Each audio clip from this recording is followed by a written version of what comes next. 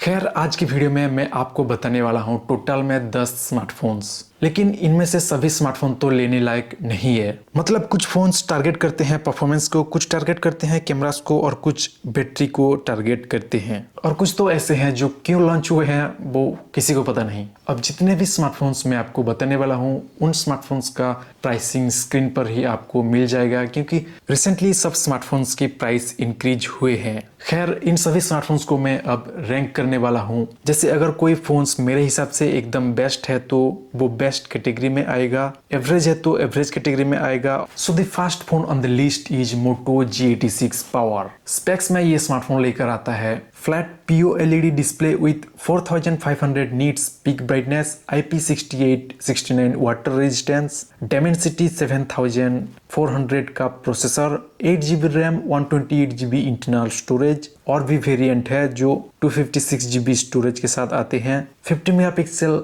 Main camera with OIS, 6720 mAh का battery with 30 watt of fast charging also in the box. सबसे पहले तो इस स्मार्टफोन का पॉजिटिव्स की अगर बात करें तो ये मोटो के स्मार्टफोन होते हुए भी इसका डिस्प्ले फ्लैट है और डिस्प्ले का क्वालिटी काफी जबरदस्त है। 4500 नीट्स का पीक ब्राइटनेस है तो आप कंटेंट कंजम्पशन काफी बेटर कर सकते हो, और जैसे कि स्मार्टफोन का नेम में ही है पावर, तो ये बैटरी बैकअप काफी जबरदस्त प्रोवाइड करता है विथ लार्जर बैटरी। बाकी इसके कैमरा में फोटोज ठीक ठाक ही आते हैं, OIS है तो स्टेबल शॉट्स मिलेंगे। तो कुल मिला के इस स्मार्टफोन को मैं एवरेज का ही रेटिंग दे सकता हूँ। नो डाउट ये काफी अच्छा स्मार्टफोन है, लेकिन इसमें आपको Android 15 out of the box मिलता है और ये 1 साल तक का ही मेजर एंड्रॉइड अपडेट्स मिलता है, तो मेरे हिसाब से ये एवरेज कैटेगरी में ही फिट बैठेगा। Phone number 2 techno Pova 7 pro. Specs की बात कर लेते हैं इस स्मार्टफोन का भी। सबसे पहले तो है 144 हर्ट्ज फास्ट रिफ्रेश रेट के साथ एमोलेड डिस्प्ले,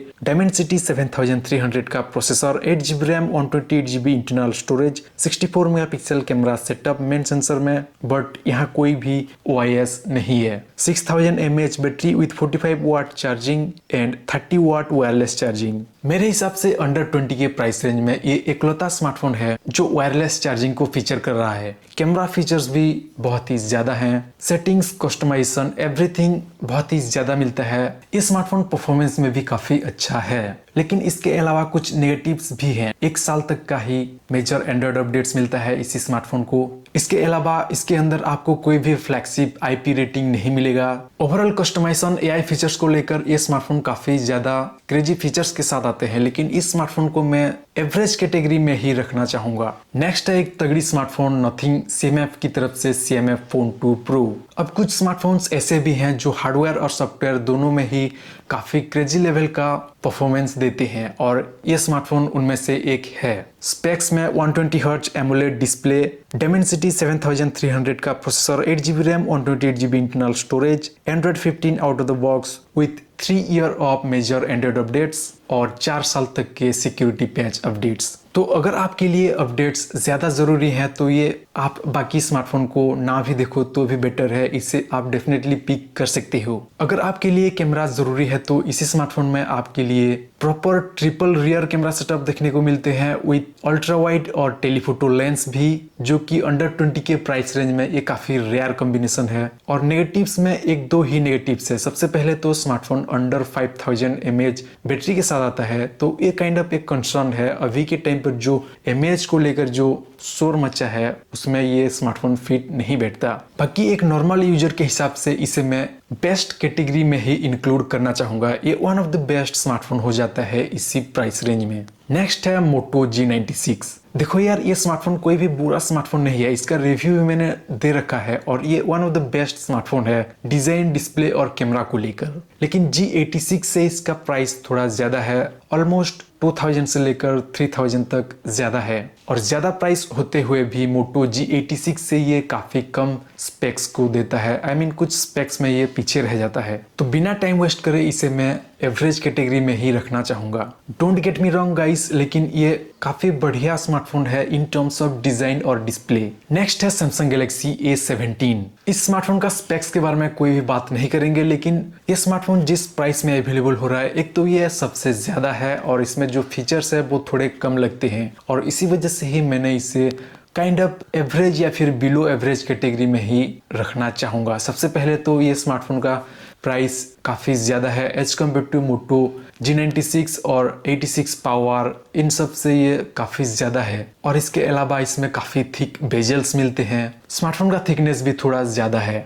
और कैमरा वगैरह भी उतना कुछ परफॉर्म नहीं कर पाते, बिलो एवरेज कह सकते हैं हम इसका कैमरा परफॉर्मेंस को। तो इसीलिए ही मैंने इस स्मार्टफोन को बेड कैटेगरी में इंक्लूड किया है या फिर बिलो एवरेज कैटेगरी में। अगर 20,000 के नीचे अगर आपको एक सैमसंग का ही स्मार्टफोन लेना है तो यहाँ पर एक बेटर ऑप्शन हो सकता है सैमसंग M35। आई नो ये स्मार्टफोन 1 साल पुराना है, बट फिर भी ये 120 हर्ट्ज फास्ट रिफ्रेश रेट के साथ एमोलेड डिस्प्ले के साथ आता है, 50 megapixel main setup with OIS, 6000 mAh का बैटरी विथ 25 वाट चार्जर और बॉक्स के इनसाइड एडेप्टर नहीं मिलते। परफॉर्मेंस में ये स्मार्टफोन एक नॉर्मल यूजर को ही टारगेट करता है क्योंकि इसी स्मार्टफोन में आपको मिलते हैं एक्सिनोस जो कि हेवी गेमिंग वगैरह हैंडल नहीं कर पाता है। जब ये स्मार्टफोन लॉन्च हुआ था, ये स्मार्टफोन लेकर आता था एंड्रॉयड 14 को और 4 साल तक के मेजर एंड्रॉयड अपडेट्स और 5 साल तक के सिक्योरिटी पैच अपडेट्स। तो आप इसमें अपडेट कर सकते हो एंड्रॉयड 17, 18 तक। तो ये काइंड ऑफ बेटर थिंग्स है और ओवरऑल स्मार्टफोन का डिस्प्ले काफ़ी ज़बरदस्त है और OIS भी है सैमसंग के कैमरा में,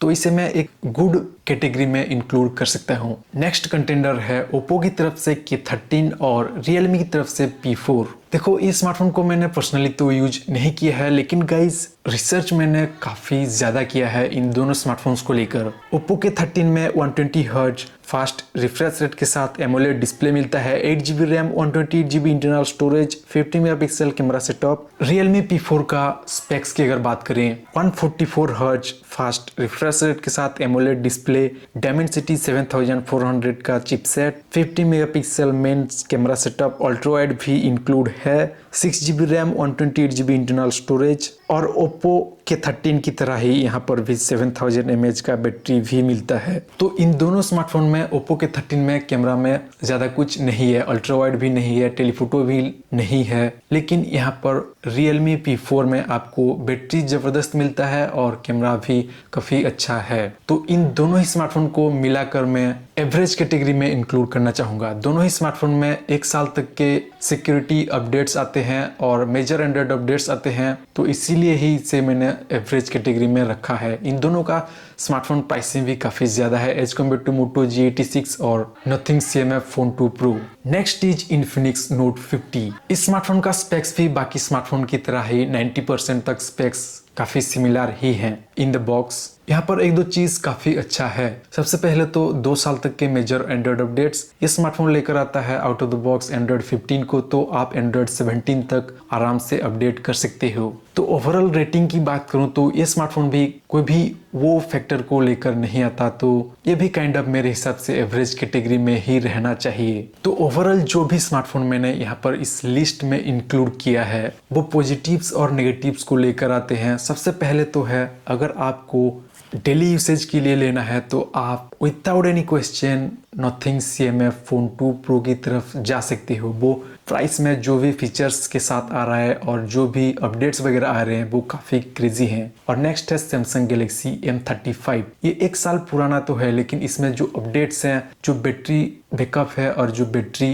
कैपेसिटी है वो काफ़ी ज़्यादा है और इसे भी आप इजीली परचेस कर सकते हो। बाकी अगर आपको सिर्फ बैटरी बैकअप या फिर परफॉर्मेंस के लिए स्मार्टफोन लेना है तो आप मोटो G86 पावर को चूज कर सकते हो। ये जो प्राइस में अवेलेबल हो रहा है काफ़ी क्रेजी है। तो गाइस, ये थे कुछ स्मार्टफोन के लिस्ट जो आप इनमें से एक स्मार्टफोन चूज कर सकते हो। बाकी अगर आपको वीडियो अच्छा लगे तो एक लाइक ज़रूर करना और चैनल को ज़रूर से सब्सक्राइब कर लेना। मिलते हैं नेक्स्ट वीडियो में। Thanks for watching.